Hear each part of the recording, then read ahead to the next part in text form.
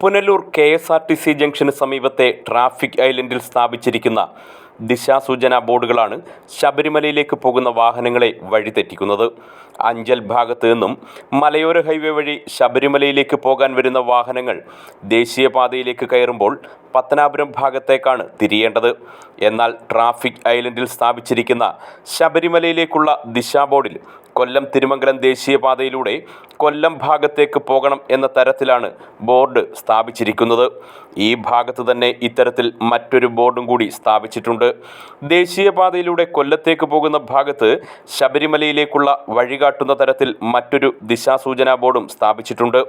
മിക്ക സമയങ്ങളിലും വാഹനങ്ങൾ തിരിയുന്നതിലെ ആശയക്കുഴപ്പം മൂലം KSRTC ജംഗ്ഷന് സമീപം ഗതാഗതക്കുരുക്കും അപകടങ്ങളും പതിവാണ്. ഇതിനോടൊപ്പമാണ് തെറ്റായ ദിശാസൂചനാ ബോർഡുകൾ സ്ഥാപിച്ച് വാഹനയാത്രക്കാരെ അധികൃതർ കൂടുതൽ ആശയക്കുഴപ്പത്തിലാക്കുന്നത്. ശബരിമലയിലേക്ക് പോകുന്ന അയ്യപ്പ ഭക്തരുടെ വാഹനങ്ങൾ ദിശാബോർഡിലെ സൂചന പ്രകാരം ദേശീയപാതയിലൂടെ കൊല്ലം ഭാഗത്തേക്ക് പോകുന്നതും പതിവായിരിക്കുകയാണ്.